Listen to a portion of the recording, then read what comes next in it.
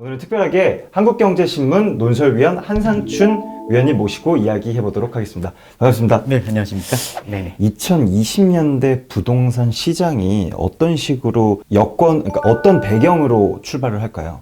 2008년, 2009년 서프라임 모기론 사태라든가 주택시장에 이렇게 문제에서 위기가 발생한 만큼 굉장히 2010년대에는 그 후유증 때문에 2010년대에 이것을 이렇게 극복하기 위해서 각국 그 정부라든가 중앙이 노력했습니다는 아직도 완전히 해결되지 못하는 이런 미완성 상태로 2020년대를 맞거든요. 네. 기본적으로 보면 2000 금리기법 과정에서 각국들이 돈을 많이 풀고 소위 양적 완화라든가 그다음에 금리를 제로금리라든가 마이너스 금리제를 어떻게 할 것이냐 하는 측면이 2020년대 부동산에서 가장 큰 여건적인 측면이 되지 않겠냐 보고 있습니다.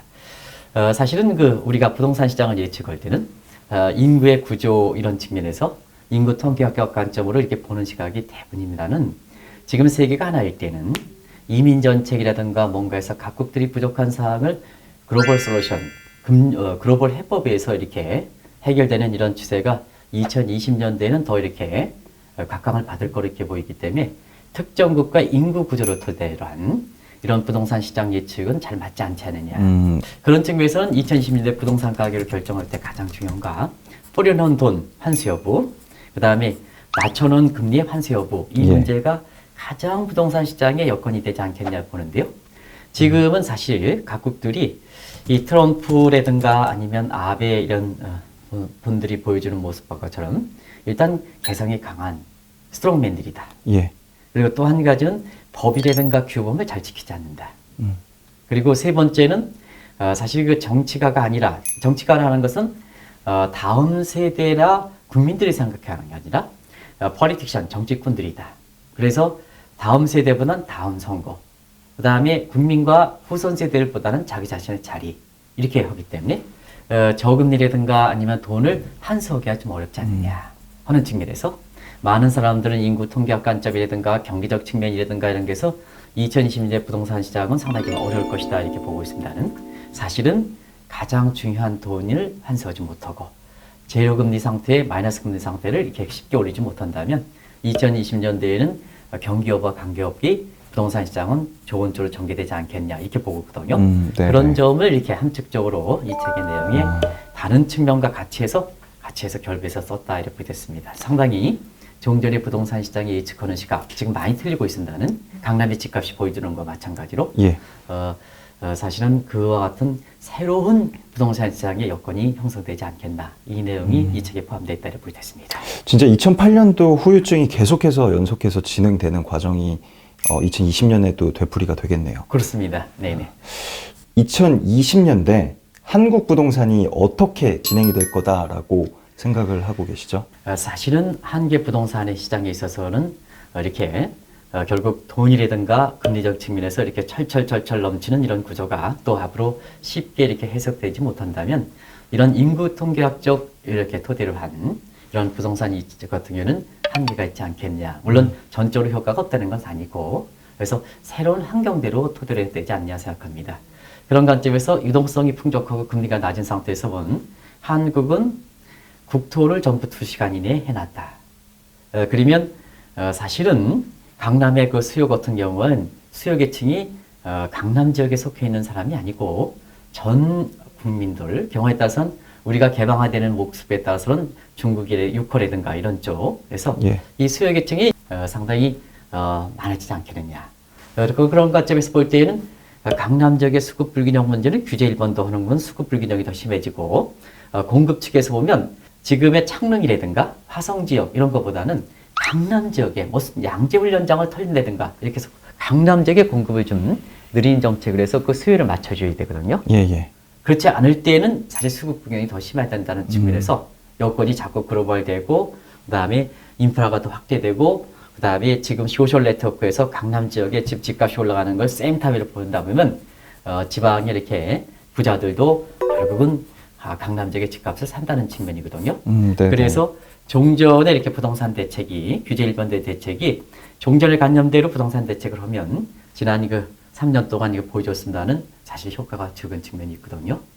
2020년대는 아마 그런 쪽으로 빨리 우리나라도 이렇게 부동산 시장이 이렇게 수요 계층이 이렇게 열리는 상태에서 자칫하면 외국인들이 한국에 강남에 이렇게 부동산 수요가 또 특정 뭐 주요 도시의 대구와 대전과 광주와 부산 지역에 한국 사람뿐만 아니라 부산 지역 같은 경우는 와다다베아즈마라든가 제주 같은 경우는 유커들이든가 이렇게 해서 글로벌 되면 한국의 수요는 사실 그 글로벌 되는 성격을 갖고 있거든요. 2020년대에도 부동산 대책에 그런 걸 감안해서 정책을 펴야 되는데 너무 지금까지는 특정 지역, 종전의 규제 일본도 이런 쪽에 정책적들에서 제 땅 삼탕하다 보니까 지금 부작용이 많이 노출되는 것이 아닌가. 한국의 부동산 시장이 앞으로 2020년에 그런 쪽으로 전개될 것이다 이렇게 보시면 되겠습니다. 네. 어쨌든 수요는 늘 수밖에 없고 공급 대책이 실직을 할 수밖에 없는 거. 예. 네.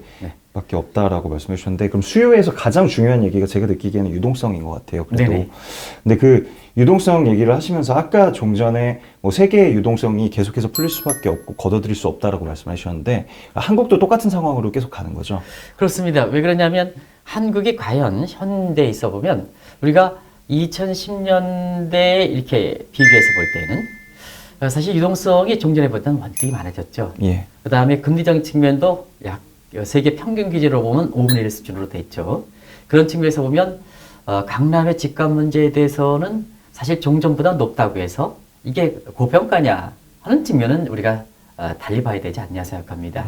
왜냐하면 세계적으로 그 유동성 여건이 좋은 상태에서 우리가 부동산 가격 얘기할 때 프라이스 인컴 레이쇼라든가 주택 가격 대비 소득 대비 주택 가격 비율 예.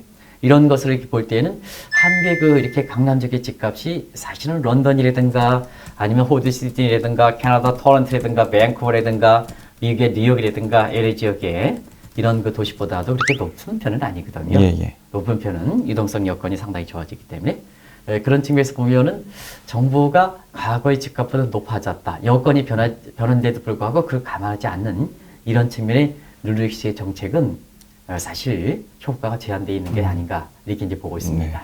네. 기준금리는 계속 떨어지진 않더라도 올라가지는 않은 환경이 계속 조성이 될 확률이 높나요? 네, 기준금리는 사실은 종전의 관점에서는 벗어날 필요가 있지 않냐 생각합니다. 예. 왜냐하면 지금은 이제 금리라든가 금리를 낮추고 돈에 의해서 세계 경기를 부추겼으니까 사실은 정상적으로 보면 세계 경기가 이렇게 회복된다고 본다면 금리도 종전 스타일로 돈도 종전 수준으로 소위 엑시트 스트레치에서 출구 전략으로 가지 않겠느냐 하는데요.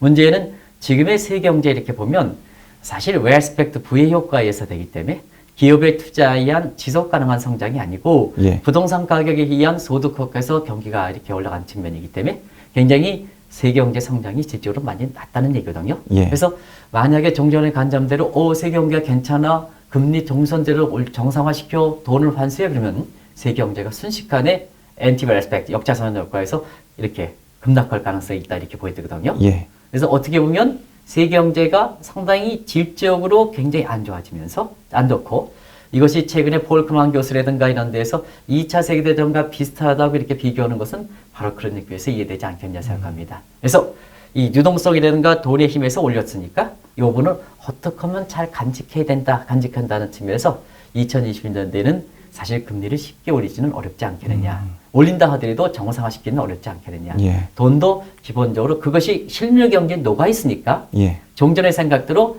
환수하는 데는 한계가 있지 않겠나 이렇게 보고 있습니다. 알겠습니다. 그럼 어쨌든 간 2020년도에는 부동산 시장이 계속 올라갈 수밖에 없는 환경이 조성된다라는 건데 그래도 일각에서는 우려가 있을 것 같아요. 올라도 너무 오른 거 아니냐. 네. 그러면 계속 오를 거라고 2020년대 계속.